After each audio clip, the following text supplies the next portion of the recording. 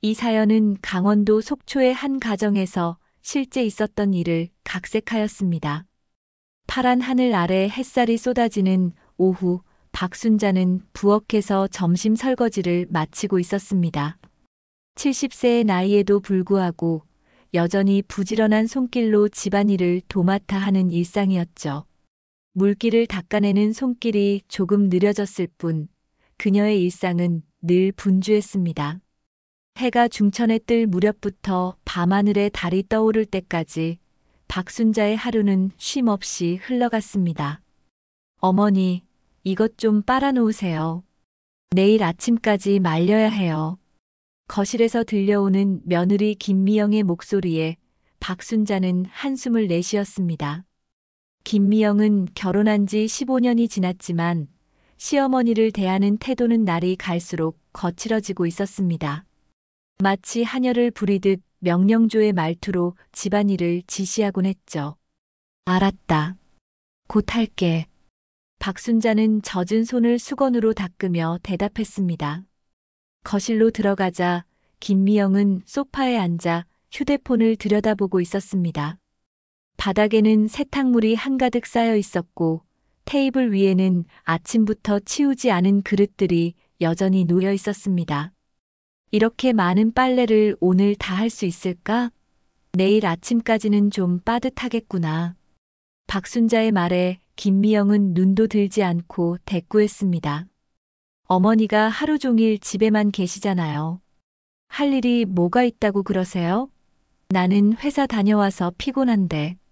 말투에 담긴 무례함이 박순자의 가슴을 찔렀습니다. 아들 박준호가 결혼할 때 그녀는 며느리를 딸처럼 아끼겠다고 다짐했었습니다. 하지만 김미영은 처음부터 시어머니를 무시하고 경시했습니다. 박순자의 요리 솜씨를 비웃고 집안 살림에 대한 조언은 구식이라며 일축했죠. 심지어 박순자가 젊은 시절 가난하게 살았다는 이유로 무시하기까지 했습니다. 나도 하루 종일 집안일을 하고 있잖니.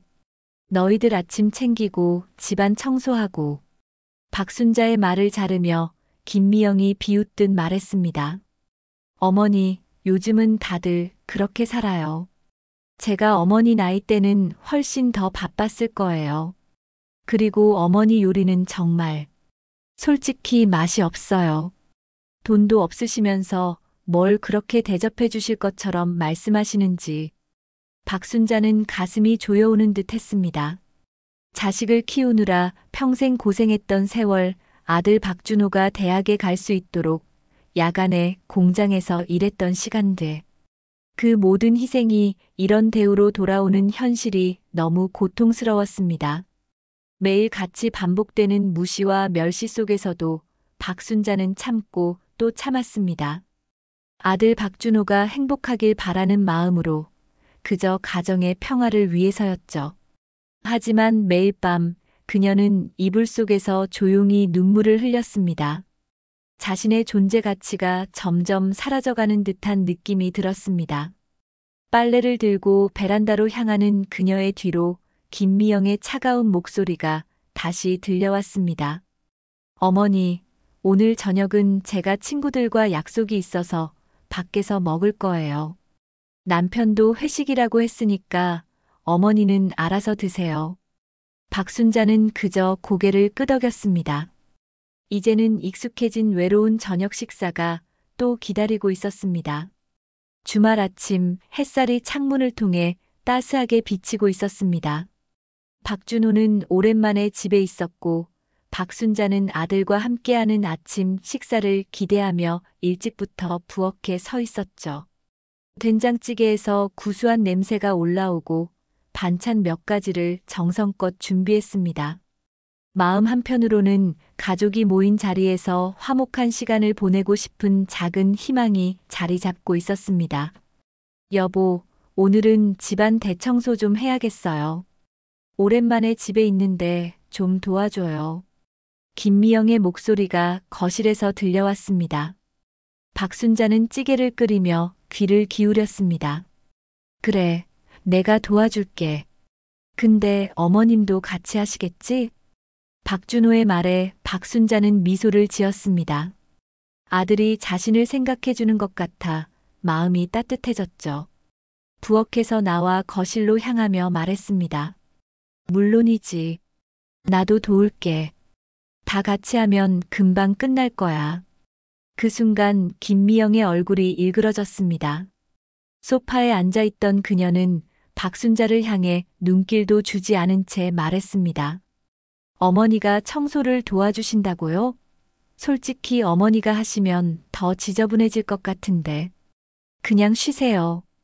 말투는 공손했지만 그 안에 담긴 비웃음과 경멸은 명백했습니다. 박순자는 그 자리에 얼어붙은 듯 서 있었습니다. 며느리의 말 한마디가 그녀의 가슴을 날카로운 칼처럼 찔렀죠. 미영아, 그렇게 말하면 어머님 서운하시지.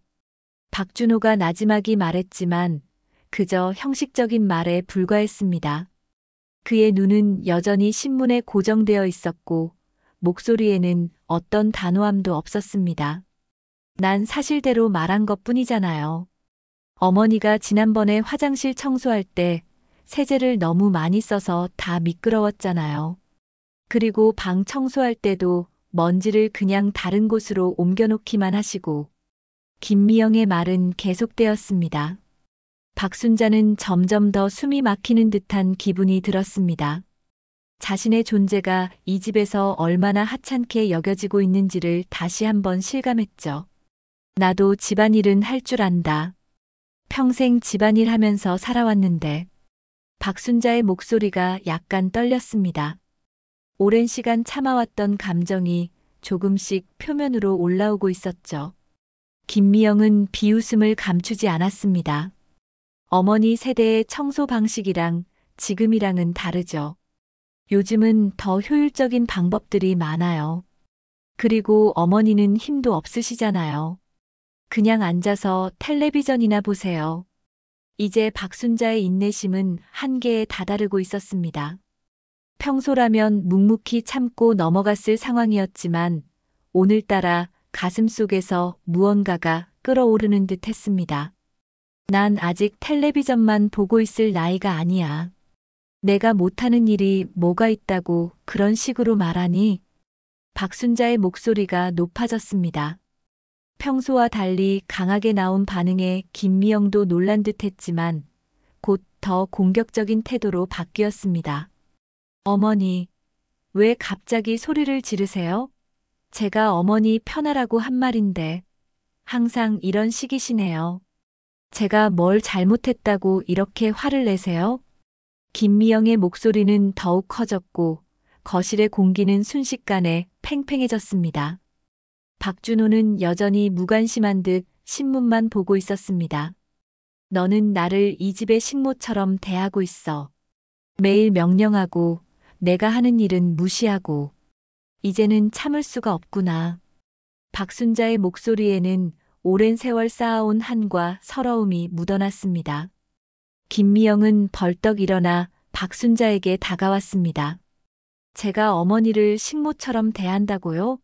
어머니는 항상 피해자인 척 하시네요. 저는 어머니를 위해서 이 집에 모셔두고 매일 밥 챙겨드리고 있는데 그런 말씀을 하시다니. 두 사람 사이의 긴장감이 최고조에 이르렀습니다. 박순자도 이제 물러서지 않았습니다. 오랜 시간 억눌러왔던 감정이 폭발하기 직전이었죠. 너는 내가 이 집에 얹혀 사는 것처럼 말하지만 이 집은 내 아들의 집이기도 해.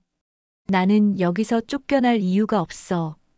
박순자의 말이 끝나기도 전에 김미영의 손이 공중을 가르며 날아왔습니다. 순간적인 충동으로 김미영은 박순자의 뺨을 세차게 때렸습니다. 팡! 날카로운 소리와 함께 방 안에 정적이 흘렀습니다. 박순자의 뺨에는 김미영의 손자국이 선명하게 남았고 모두가 그 자리에 얼어붙었습니다. 시간이 멈춘 듯한 침묵이 거실을 가득 채웠습니다. 박순자의 뺨에 남은 손자국이 붉게 물들어갔고 그녀의 눈에는 믿을 수 없다는 표정이 서렸습니다. 70평생 살아오면서 자식에게도 한 번 맞아본 적 없는 그녀였습니다. 그런데 며느리의 손이 그녀의 얼굴에 닿았다는 사실이 현실로 다가오지 않았죠. 이게 무슨 짓이야? 박순자의 목소리는 떨렸습니다. 그녀의 내면에서는 분노와 충격, 그리고 깊은 상처가 뒤엉켰습니다. 평생 고생하며 아들을 키웠는데 이제 와서 며느리에게 이런 대접을 받아야 한다니. 그 순간 박순자의 내면에서 무언가가 끊어졌습니다. 내가 감히. 말을 잇지 못하던 박순자는 갑자기 손을 들어 김미영의 뺨을 세게 후려쳤습니다. 그것은 단순한 반격이 아니었습니다. 오랫동안 쌓여온 모든 분노와 서러움, 무시당했던 시간들에 대한 응답이었죠. 어머니, 김미영이 비명을 질렀습니다. 그녀의 뺨도 순식간에 붉게 물들었습니다. 어떻게 감히 내 얼굴을 때릴 수 있어? 여보, 보고만 있을 거예요? 김미영은 충격과 분노로 떨며 남편을 향해 소리쳤습니다. 그제서야 신문에서 눈을 뗀 박준호가 벌떡 일어섰습니다. 그의 표정은 어두웠고 눈빛에는 혼란스러움이 가득했습니다. 어머니, 무슨 짓을 하신 거예요? 박준호의 목소리는 차갑고 날카로웠습니다. 그는 아내의 편을 들기로 한 듯했죠. 박순자는 믿을 수 없다는 눈으로 아들을 바라보았습니다.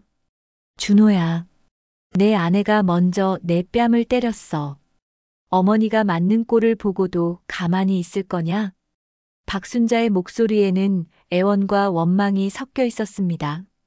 그녀는 아들이 자신을 이해해 주길 바랐습니다. 하지만 박준호의 표정은 더욱 굳어졌습니다.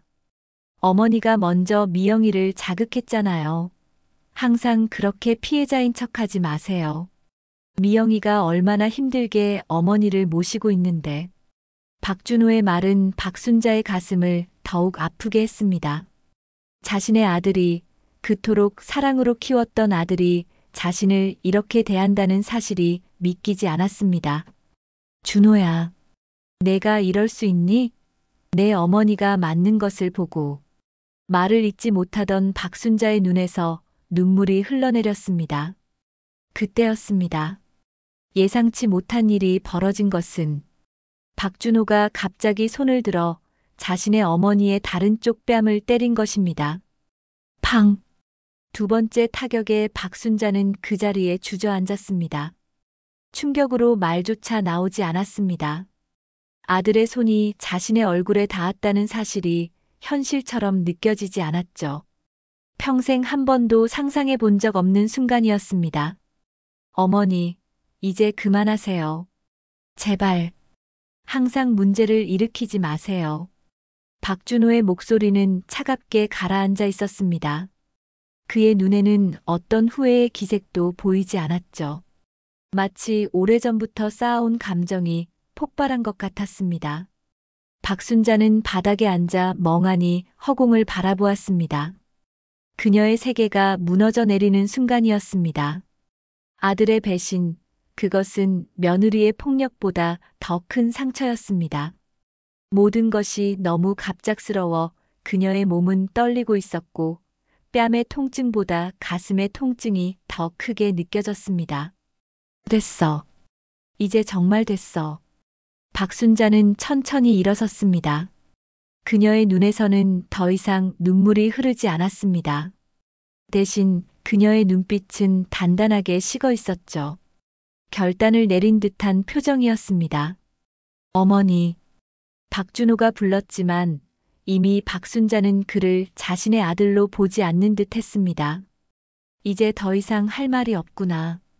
내가 낳고 키운 아들이 내 얼굴을 때리다니. 박순자는 천천히 자신의 방으로 향했습니다. 뒤에서는 김미영이 흐느끼는 소리와 박준호가 그녀를 달래는 소리가 들려왔지만 박순자의 귀에는 들리지 않는 듯 했습니다. 그녀의 마음속에는 이미 결심이 서 있었습니다. 방에 들어간 박순자는 문을 잠그고 침대에 앉았습니다. 벽에 걸린 오래된 가족 사진을 바라보며 그녀는 자신의 인생을 돌아보았습니다. 남편을 일찍 여의고 홀로 아들을 키웠던 시간들, 가난과 고통 속에서도 아들을 위해 모든 것을 희생했던 날들. 그 모든 것이 오늘 이 순간에 무너져 내렸습니다. 이제 그만이야. 박순자의 눈빛이 달라졌습니다. 그녀는 침대 밑에서 오래된 상자를 꺼냈습니다. 그 안에는 수첩 하나가 들어있었죠. 그것은 그녀가 오랫동안 비밀리에 모아온 재산의 기록이었습니다. 젊은 시절부터 조금씩 모아온 돈, 그리고 남편이 남긴 작은 보험금까지 아들에게 알리지 않은 채 차곡차곡 모아둔 그녀만의 비상금이었습니다. 밤이 깊어가는 시간, 박순자의 방에는 희미한 불빛만이 켜져 있었습니다. 창문 너머로 보이는 달빛이 그녀의 얼굴을 비추었고 그 표정에는 이제 더 이상의 망설임이 없었습니다. 침대 위에는 통장과 중요한 서류들이 펼쳐져 있었고 박순자는 하나씩 정리하며 자신의 미래를 계획하고 있었죠. 4, 50년을 이 아이를 위해 살았는데 이런 배신을 당하다니. 그녀의 목소리는 나직했지만 그 안에는 단단한 결심이 담겨 있었습니다. 박순자는 통장의 잔액을 확인했습니다. 젊은 시절부터 틈틈이 모아온 돈과 남편이 남긴 보험금, 그리고 작은 부동산 임대료까지 생각보다 적지 않은 금액이었습니다. 이 돈이면 새로운 삶을 시작하기에 충분했죠. 제주도. 박순자의 입에서 나온 단어였습니다. 젊은 시절 한번 가보고 싶었던 곳, 하지만 생활에 쫓겨 한 번도 가보지 못했던 그곳. 이제 그녀는 그곳에서 새로운 삶을 시작하기로 마음먹었습니다. 다음 날 아침 박순자는 평소와 같이 일찍 일어나 아침 식사를 준비했습니다. 하지만 그녀의 눈빛은 달라져 있었죠. 더 이상 슬픔이나 분노가 없었습니다. 대신 그녀의 눈에는 냉정함과 결단력이 깃들어 있었습니다. 어머니, 어제 일은 정말 죄송해요. 식탁에 앉은 박준호가 어색하게 말을 꺼냈습니다. 하지만 그의 목소리에는 진정한 사과의 기색이 느껴지지 않았죠. 그저 상황을 무마하기 위한 형식적인 사과처럼 들렸습니다. 괜찮아. 다 지나간 일이야. 박순자의 대답은 담담했습니다. 그녀는 더 이상 아들에게 어떤 기대도 하지 않기로 결심한 듯 했습니다. 식탁에 음식을 올려놓는 그녀의 움직임은 기계적이었고 눈빛은 멀리 다른 곳을 향하고 있었죠. 어머니, 정말요? 그럼 다행이네요. 어제는 모두가 좀 흥분해서 그랬던 것 같아요. 김미영이 안도의 한숨을 내쉬며 말했습니다. 그녀는 시어머니가 이렇게 쉽게 넘어갈 줄 몰랐던 듯 했습니다. 하지만 박순자의 마음속에서는 이미 이 가족과의 단절을 결심한 상태였죠. 그래, 다들 조금 흥분했던 거야. 이제 그만 잊자. 박순자의 말에 박준호와 김미영은 서로 안도의 눈빛을 교환했습니다. 그들은 시어머니가 언제나처럼 참고 넘어갈 것이라고 생각했습니다. 하지만 그들은 박순자의 진짜 계획을 전혀 알지 못했습니다. 식사가 끝난 후 박순자는 조용히 자신의 방으로 돌아갔습니다. 그녀는 서랍에서 오래된 주소록을 꺼내 한 번호를 찾아 전화를 걸었습니다. 여보세요? 정부동산인가요? 제가 집을 좀 알아보려고 하는데요. 제주도에 있는 소형 아파트나 원룸이요. 박순자는 조용히 대화를 이어갔습니다. 그녀의 목소리에는 더 이상 망설임이 없었습니다. 이제 그녀는 자신만의 삶을 찾아 떠날 준비를 하고 있었죠. 며칠이 지나는 동안 박순자는 겉으로는 평소와 다름없이 행동했습니다. 여전히 집안일을 돌보고 식사를 준비했죠. 하지만 그녀의 내면은 완전히 달라져 있었습니다. 그녀는 비밀리에 제주도의 집을 알아보고 은행 계좌를 정리하며 필요한 짐을 챙기고 있었습니다. 어머니, 오늘 저녁에 남편 직장 동료들이 집에 오기로 했어요. 특별한 요리 좀 준비해 주세요. 김미영의 요청에도 박순자는 담담하게 대답했습니다. 알았다. 준비할게. 박순자는 여전히 며느리의 지시에 따랐지만 그것은 더 이상 순종이 아니었습니다. 그저 떠나기 전까지의 연기였을 뿐이었죠. 그녀의 마음은 이미 이 집을 떠나 있었습니다. 저녁 식사 자리에서 박준호의 직장 동료들은 박순자의 요리 솜씨를 칭찬했습니다. 하지만 김미영은 그런 칭찬을 불편해하며 끼어들었죠. 어머니가 요리는 좀 하시죠. 옛날 스타일이라 조금 구식이긴 하지만 그 말에 박순자는 미소만 지을 뿐 아무 말도 하지 않았습니다. 예전 같았으면 가슴이 아팠을 말이었지만 이제 그녀는 더 이상 상처받지 않기로 했습니다. 저녁 식사가 끝나고 손님들이 돌아간 후 박순자는 자신의 방으로 돌아갔습니다. 그리고 서랍에서 또 다른 서류를 꺼내 들었습니다. 그것은 제주도의 작은 아파트 계약서였습니다. 이미 계약금을 보내고 모든 절차를 마친 상태였죠. 이제 일주일만 더 참자. 박순자는 중얼거렸습니다. 그녀의 눈에는 결의가 차 있었습니다. 아들의 뺨을 맞은 그 순간부터 그녀는 완전히 달라져 있었습니다. 더 이상 희생하고 참기만 하는 어머니가 아니었죠. 이제 그녀는 자신의 존엄을 지키기 위해 모든 것을 버리고 떠날 준비가 되어 있었습니다. 다음 날 박순자는 은행에 들러 자신의 모든 재산을 정리했습니다. 오랫동안 비밀리에 모아둔 돈을 새로운 계좌로 옮기고 필요한 서류들을 준비했죠. 은행원이 그 많은 금액에 놀라워하자 박순자는 담담하게 말했습니다. 오랫동안 모아둔 돈이에요. 이제야 써볼 때가 됐네요. 집으로 돌아오는 길에 박순자는 마지막으로 이 동네를 둘러보았습니다. 30년 넘게 살아온 곳이었지만 이제 그녀의 마음에는 어떤 미련도 남아있지 않았습니다. 그저 새로운 시작에 대한 기대만이 가득했죠.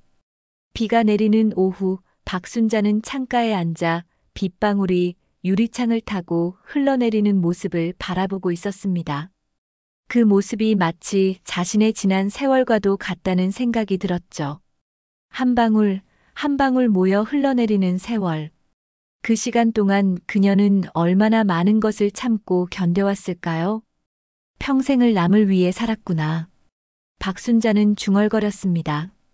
젊은 시절부터 남편을 위해, 아들을 위해 자신의 삶을 희생해 왔습니다. 그런데 이제 와서 돌아받은 것은 무엇이었을까요? 아들의 손찌검과 며느리의 멸시였습니다. 창밖으로 보이는 세상은 비에 젖어 흐릿했지만 박순자의 마음은 그 어느 때보다 선명했습니다. 이제 그녀는 자신을 위한 삶을 살기로 결심했습니다. 그 첫 걸음이 바로 이 집을 떠나는 것이었죠. 어머니, 저 들어왔어요. 현관문 소리와 함께 박준호의 목소리가 들렸습니다. 박순자는 천천히 거실로 나갔습니다. 아들의 얼굴을 보니 그날의 기억이 다시 떠올랐지만 이제 그녀의 마음에는 분노보다는 냉정함이 자리 잡고 있었습니다. 밥 차려놨으니 먹어라. 짧게 말한 박순자는 다시 자신의 방으로 돌아가려 했습니다. 그때 박준호가 그녀를 불러 세웠습니다. 어머니, 잠깐 이야기 좀 할 수 있을까요? 박순자는 발걸음을 멈추고 아들을 바라보았습니다. 박준호의 표정에는 약간의 미안함이 묻어 있었지만 그것이 진심인지는 알 수 없었습니다. 무슨 이야기? 그날 일. 정말 죄송해요. 제가 너무 흥분해서 그만. 어머니를 그렇게 대할 생각은 없었어요. 박준호의 사과였지만 그의 눈은 어머니의 눈을 똑바로 바라보지 못했습니다. 그저 형식적인 사과처럼 느껴졌죠. 박순자는 담담하게 대답했습니다. 괜찮다. 이제 다 지난 일이니까. 정말요? 어머니가 이해해 주시니 다행이네요. 미영이도 많이 반성하고 있어요. 박준호의 말에 박순자는 쓴웃음을 지었습니다. 김미영이 반성한다고? 그것은 불가능한 일이었습니다. 며느리의 눈빛에서 진정한 반성의 기색을 본 적이 없었으니까요. 그래, 다들 각자의 삶이 있는 거지. 너희도 너희 방식대로 살고 나도 내 방식대로 살면 되는 거야. 박순자의 말에 박준호는 어리둥절한 표정을 지었습니다. 평소와는 다른 어머니의 태도에 당황한 듯 했습니다. 어머니가 무슨 말씀을 하시는 건지. 아무것도 아니야. 그냥 이제 각자의 삶을 살아야 할 때가 왔다는 거지. 박순자는 더 이상의 대화를 원치 않는다는 듯 방으로 들어갔습니다. 문을 닫고 그녀는 깊은 한숨을 내쉬었습니다. 아들과의 대화가 이렇게 어색하고 형식적이 될 줄은 몰랐습니다. 예전에는 그토록 가깝게 느껴졌던 사이였는데 이제는 마치 남처럼 느껴졌습니다. 그날 밤 박순자는 오래된 앨범을 펼쳐보았습니다. 박준호가 어렸을 때의 사진들, 남편과 함께했던 짧지만 행복했던 시간들의 기록. 그 모든 추억이 이제는 먼 옛날의 이야기처럼 느껴졌습니다. 내가 너무 많이 바랐던 걸까? 박순자는 중얼거렸습니다. 어쩌면 자신이 아들에게 너무 많은 것을 기대했는지도 모른다는 생각이 들었습니다. 하지만 곧 그녀는 고개를 저었습니다. 아니, 그저 기본적인 존중과 사랑을 바랐을 뿐이었습니다. 어머니로서 그 정도의 대우를 받는 것이 과한 요구는 아니었습니다. 다음 날 아침 박순자는 일찍 일어나 집을 나섰습니다. 그녀는 부동산 중개소로 향했습니다. 오랫동안 살아온 자신의 집, 남편이 남기고 간 작은 상가 건물을 정리할 시간이었습니다. 박 할머니, 정말 팔기로 결심하셨어요? 이렇게 갑자기요? 부동산 중개인이 놀란 표정으로 물었습니다. 박순자는 담담하게 고개를 끄덕였습니다. 네, 결심했어요. 빨리 정리해 주세요. 가격은 시세보다 조금 낮게 해도 좋으니 빨리 팔렸으면 합니다. 혹시 따님이나 아드님은 알고 계신가요? 중개인의 질문에 박순자는 미소만 지을 뿐이었습니다. 그녀의 미소 뒤에 숨겨진 단호함을 중개인은 느낄 수 없었겠지만 박순자의 마음은 이미 정해져 있었습니다. 제 재산이니까요. 제가 알아서 할게요. 집으로 돌아오는 길에 박순자는 시장에 들러 장을 봤습니다. 며칠 후면 이 집을 떠날 터였지만 그때까지는 평소와 같이 행동하기로 했습니다. 갑작스러운 변화로 의심을 살 필요는 없었으니까요. 저녁 식사 시간 김미영은 평소와 다름없이 시어머니를 대했습니다. 표면적으로는 사과했다고 하지만 그녀의 태도는 여전히 차갑고 무례했습니다. 어머니, 이 반찬은 너무 짜요. 제가 늘 말하잖아요. 요즘은 건강을 생각해서 싱겁게 먹는다고. 김미영의 지적에 박순자는 그저 미소만 지었습니다. 예전 같았으면 서운해하고 상처받았을 말이었지만 이제 그녀는 더 이상 상처받지 않기로 했습니다. 그래, 내 입맛에 안 맞으면 먹지 마라. 박순자의 담담한 대답에 김미영은 눈을 동그랗게 떴습니다. 평소와는 다른 시어머니의 반응에 당황한 듯 했습니다. 박준호도 어머니를 이상하게 바라보았지만 아무 말도 하지 않았습니다. 식사가 끝나고 박순자는 조용히 자신의 방으로 돌아갔습니다. 그녀는 작은 가방에 필요한 물건들을 조금씩 챙기기 시작했습니다. 오랜 세월 모아온 추억의 물건들, 꼭 필요한 옷가지들, 새로운 삶을 위한 준비였습니다. 이제 얼마 남지 않았어. 박순자는 창밖을 바라보며 중얼거렸습니다. 어둠 속에서 빛나는 별들이 마치 그녀의 새로운 시작을 축복해주는 것 같았습니다. 이제 그녀의 마음에는 두려움보다 기대가 더 컸습니다. 자신만의 삶, 자신을 위한 시간. 그것은 그녀가 평생 한 번도 가져보지 못했던 것이었습니다. 아침 햇살이 창문을 통해 방 안으로 스며들었습니다. 박순자는 일찍 일어나 창밖을 바라보았습니다. 오늘은 그녀의 인생에서 중요한 날이었습니다. 드디어 모든 준비가 끝났고 이제 이 집을 떠날 시간이었죠. 일주일 전 부동산을 통해 자신의 집과 작은 상가 건물을 매매했습니다. 시세보다 조금 낮게 내놓은 덕분에 빠르게 거래가 성사되었고 오늘 모든 절차가 마무리될 예정이었습니다. 제주도의 작은 아파트도 이미 계약을 마친 상태였습니다. 이제 남은 것은 이곳을 떠나는 일뿐이었죠. 박순자는 조용히 옷을 갈아입고 작은 여행 가방을 들었습니다. 그 안에는 꼭 필요한 물건들만 담겨 있었습니다. 나머지는 모두 버리기로 했죠. 새로운 시작을 위해서는 과거의 짐들을 모두 내려놓아야 했으니까요. 이제 갈 시간이구나. 박순자는 마지막으로 방을 둘러보았습니다.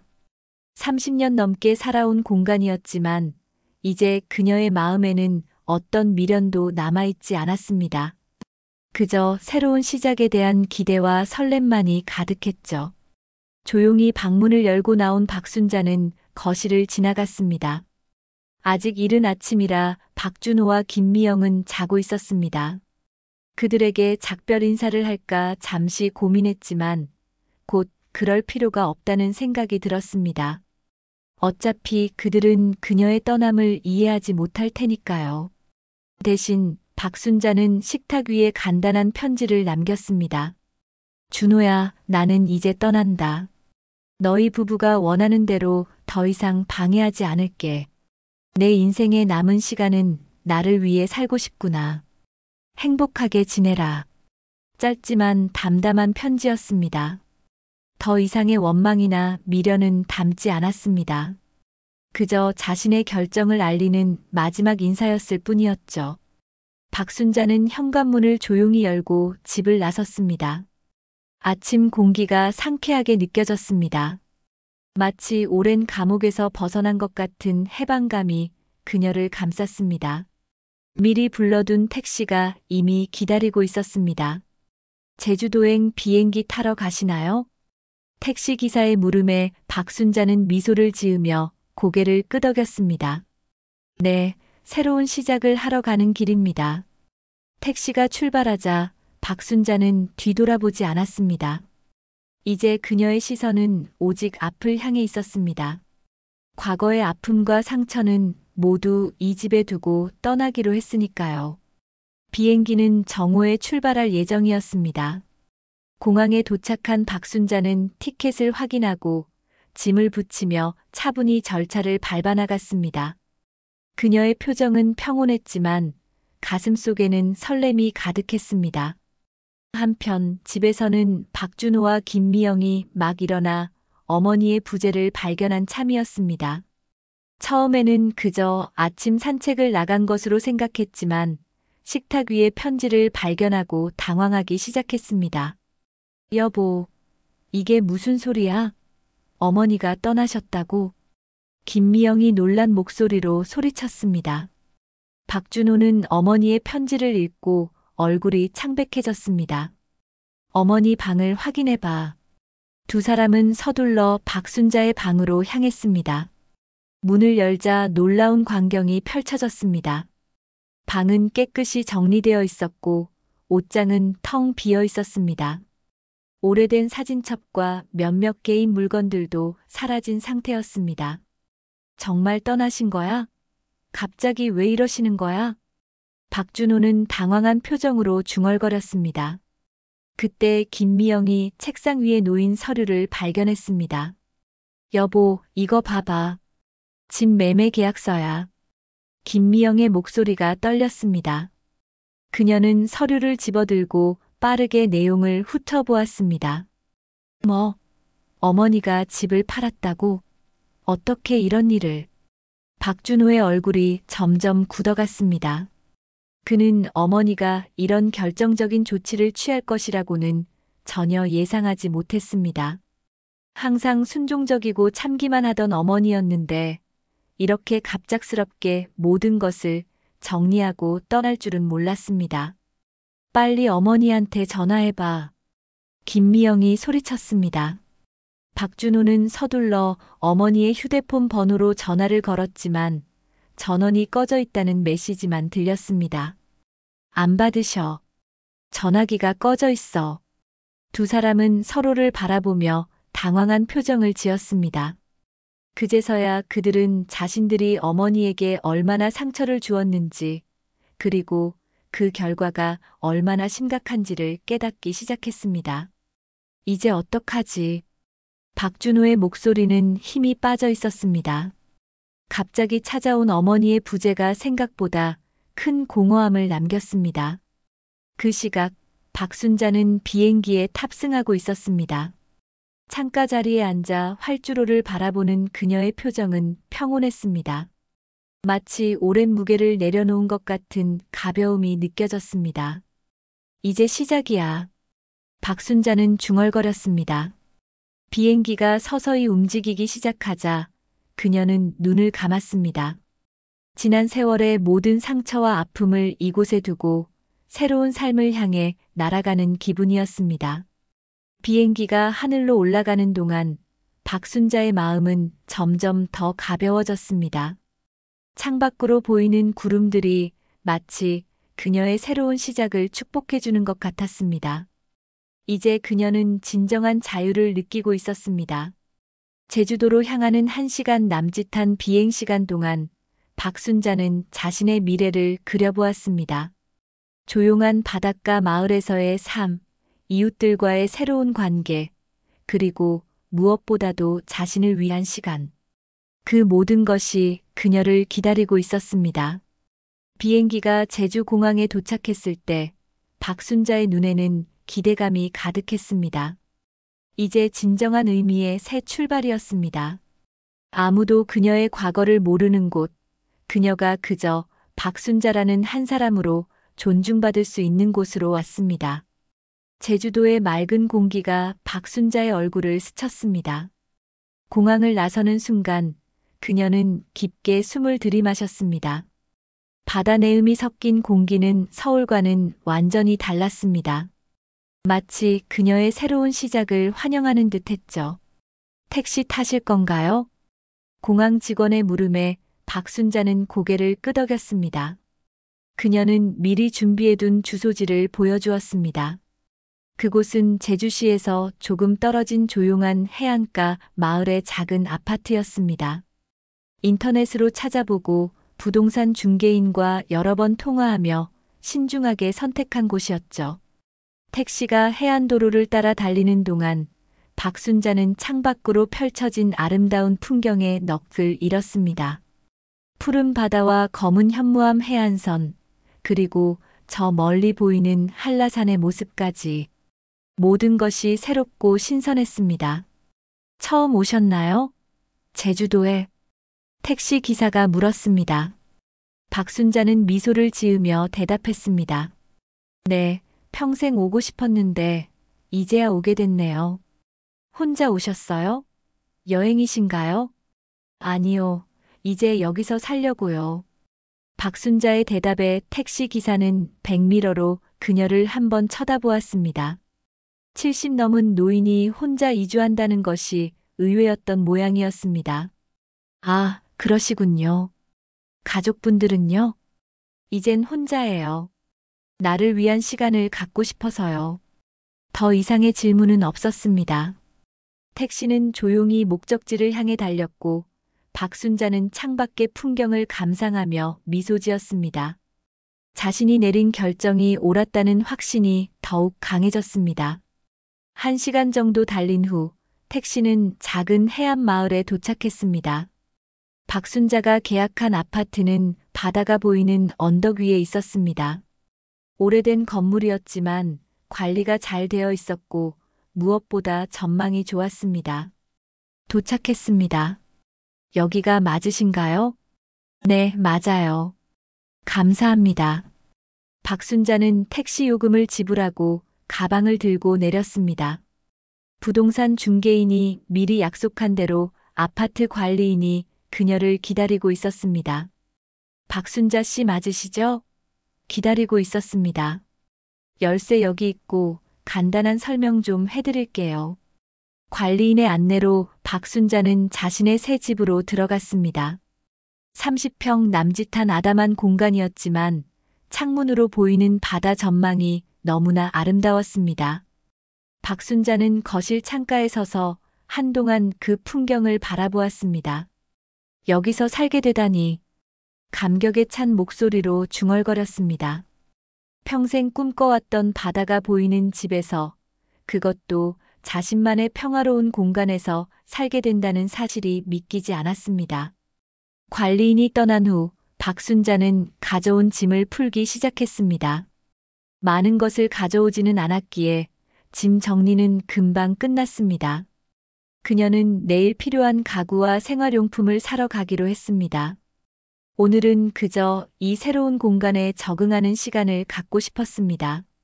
저녁이 되자 박순자는 근처 작은 식당에서 저녁을 해결했습니다.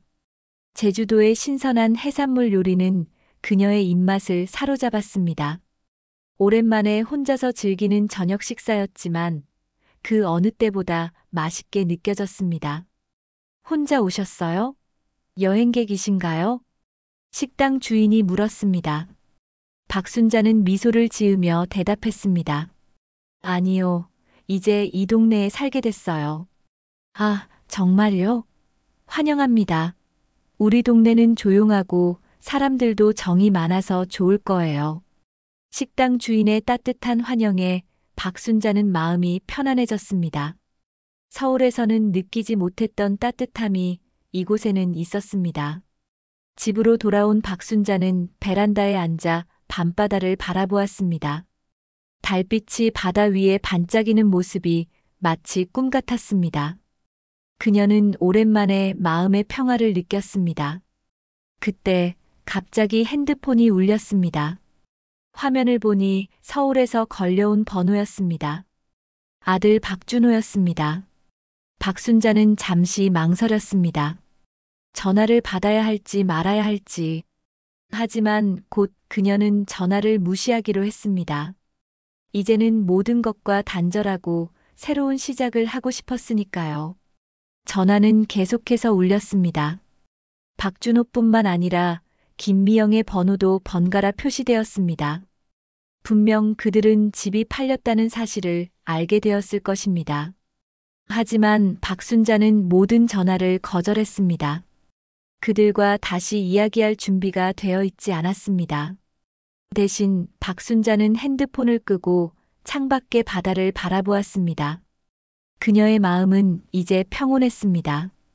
더 이상의 미움이나 원망은 없었습니다. 그저 자신의 남은 인생을 평화롭게 살고 싶다는 바람뿐이었습니다. 다음 날 아침 박순자는 일찍 일어나 해변으로 산책을 나갔습니다. 동이 틀 무렵의 바다는 말로 표현할 수 없을 만큼 아름다웠습니다. 조용히 밀려오는 파도 소리, 갈매기의 울음소리, 그리고 신선한 바닷바람. 모든 것이 그녀의 감각을 깨웠습니다. 해변에는 이미 몇몇 주민들이 아침 운동을 하고 있었습니다. 박순자는 그들에게 가볍게 인사를 건넸고 대부분은 친절하게 받아주었습니다. 이곳 사람들의 정겨움이 그녀의 마음을 따뜻하게 했습니다. 한편 서울에서는 박준호와 김미영이 어머니의 행방을 찾기 위해 애쓰고 있었습니다. 그들은 경찰에 신고하려 했지만 박순자가 남긴 편지 때문에 그것이 불가능하다는 것을 알게 되었습니다. 자발적인 이별이었으니까요. 어머니가 돈이 있었다고? 어떻게 그럴 수가? 박준호는 부동산 중개인으로부터 들은 이야기에 충격을 받았습니다. 어머니가 상당한 재산을 가지고 있었다는 사실, 그리고 그것을 모두 정리해 떠났다는 사실이 믿기지 않았습니다. 여보, 우리가 너무했나 봐. 어머니를 찾아야 해. 김미영의 목소리에는 걱정보다는 재산에 대한 욕심이 더 크게 느껴졌습니다. 하지만 박준호는 이제서야 자신이 어머니에게 했던 행동을 깊이 후회하기 시작했습니다. 제주도의 아침은 언제나 상쾌했습니다. 박순자는 매일 아침 일찍 일어나 해변을 산책하는 습관을 들였습니다. 한 달이 지난 지금 그녀는 이미 동네 주민들과 얼굴을 익히고 간단한 인사를 나누는 사이가 되었죠. 특히 근처 작은 슈퍼마켓 주인 할머니와는 종종 차를 마시며 이야기를 나누는 사이가 되었습니다. 순자 씨, 오늘도 일찍 나오셨네요. 해변에서 만난 이웃 김영자 할머니가 반갑게 인사했습니다. 박순자는 미소로 답했습니다. 네, 아침 바다가 너무 좋아서요. 서울에 있을 땐 이런 여유가 없었는데. 서울에서 오셨구나. 가족들은 다 서울에 계신가요? 김영자의 질문에 박순자는 잠시 침묵했습니다. 이제는 그 질문이 예전처럼 아프게 느껴지지 않았습니다. 이제는 혼자예요.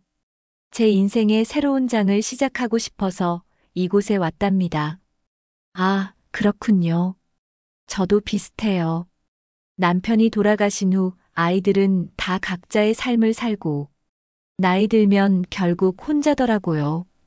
두 사람은 서로의 경험을 나누며 공감대를 형성했습니다. 박순자는 오랜만에 진정한 친구를 사귀는 기분이었습니다. 김미영과 함께 살 때는 이웃과의 교류도 거의 없었습니다. 며느리가 그런 관계를 탐탁지 않게 여겼기 때문이었죠. 아침 산책을 마치고 집으로 돌아온 박순자는 커피를 내려 베란다에 앉았습니다. 바다가 보이는 전망은 여전히 그녀를 감동시켰습니다. 매일 같은 바다를 보는데도 날씨와 시간에 따라 다른 모습을 보여주는 바다가 그녀는 너무 좋았습니다. 그때 휴대폰이 울렸습니다. 화면을 보니 역시나 서울에서 걸려온 번호였습니다. 아들 박준호였죠. 한 달 동안 그는 매일같이 전화를 걸어왔지만 박순자는 한 번도 받지 않았습니다. 처음에는 마음이 아팠지만 이제는 담담하게 받아들일 수 있었습니다. 하지만 오늘은 달랐습니다. 박순자는 잠시 생각한 후 전화를 받기로 했습니다. 이제는 충분히 마음의 정리가 되었다고 생각했기 때문이었습니다. 여보세요. 어머니, 드디어 전화를 받으셨네요. 정말 걱정 많이 했어요. 박준호의 목소리에는 안도감이 묻어났습니다. 하지만 박순자는 그의 진심을 의심했습니다. 정말 자신을 걱정해서일까? 아니면 재산 때문일까? 잘 지내고 있니? 네, 어머니는요? 어디 계신 거예요? 갑자기 그렇게 나가시면 어떡해요? 난 잘 지내고 있어. 걱정하지 마라. 어머니, 제발 어디 계신지 알려주세요. 찾아뵙고 싶어요. 그날 일은 정말 죄송해요. 제가 너무 흥분해서. 박준호의 사과가 이어졌지만 박순자의 마음은 이미 정해져 있었습니다. 그녀는 더 이상 과거로 돌아가고 싶지 않았습니다. 준호야, 이제 각자의 삶을 살자. 난 여기서 행복하게 지내고 있으니 걱정하지 마라. 하지만 어머니, 그래도 어디 계신지는 알려주셔야. 어머니, 갑자기 김미영의 목소리가 들렸습니다.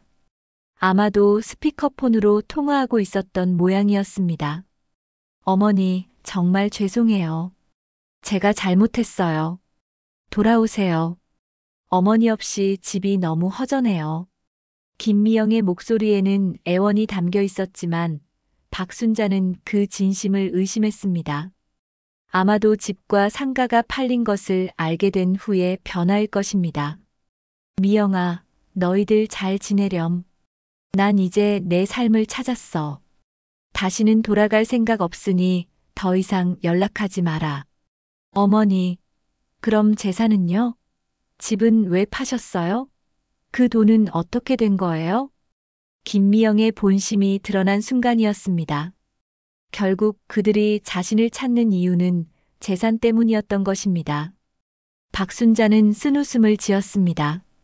그래, 역시 돈 때문이었구나. 난 너희에게 더 이상 줄 것이 없다. 내 인생의 남은 시간은 나를 위해 쓸 거야. 어머니, 그게 아니라. 박순자는 더 이상의 대화가 무의미하다고 느꼈습니다. 그녀는 전화를 끊었고 곧 휴대폰을 아예 꺼버렸습니다. 이제 정말로 과거와의 단절을 완성한 순간이었습니다.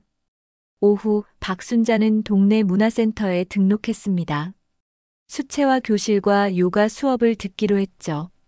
젊은 시절부터 항상 배우고 싶었던 것들이었지만 생활에 쫓겨 미루고 미뤄왔던 것들이었습니다.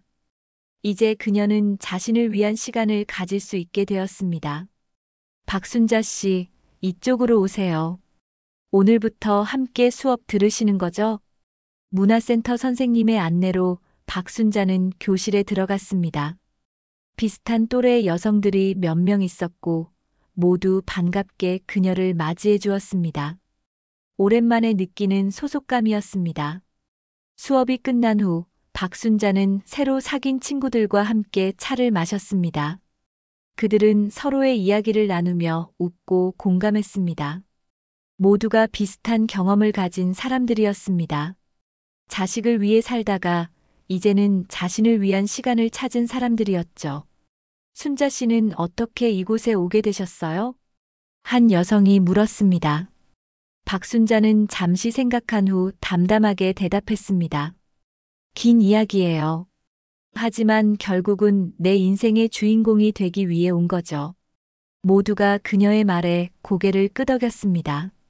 더 이상의 설명은 필요 없었습니다.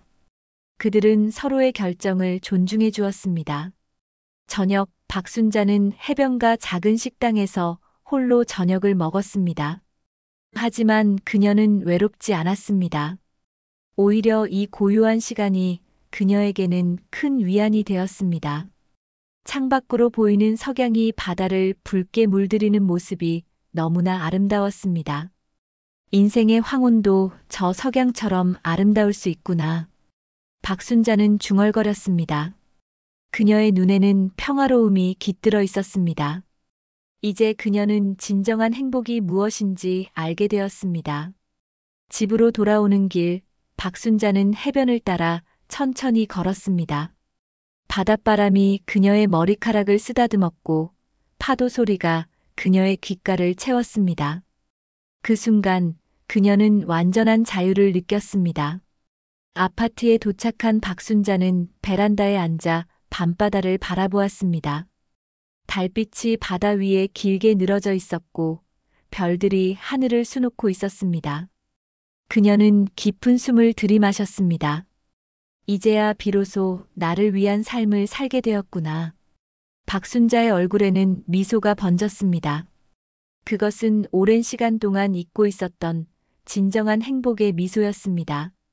과거의 아픔과 상처는 이제 모두 치유되었고 그녀의 앞에는 새로운 인생이 펼쳐져 있었습니다. 서울에서는 박준호와 김미영이 어머니의 전화를 끊은 후 서로를 바라보며 한숨을 내쉬었습니다. 그들은 이제야 자신들이 무엇을 잃었는지 깨닫기 시작했습니다. 하지만 이미 너무 늦었습니다. 박순자는 그들의 삶에서 완전히 떠나버렸고 다시는 돌아오지 않을 것입니다. 제주도의 밤바다를 바라보며 박순자는 마침내 자신의 인생에서 진정한 주인공이 되었다는 것을 느꼈습니다. 그녀의 눈에 맺힌 눈물은 더 이상 슬픔의 눈물이 아니었습니다. 그것은 새로운 시작에 대한 기쁨과 감사의 눈물이었습니다. 감사합니다. 바다를 향해 속삭인 박순자의 목소리는 파도 소리에 섞여 멀리 퍼져나갔습니다. 그녀의 새로운 인생은 이제 막 시작되었습니다.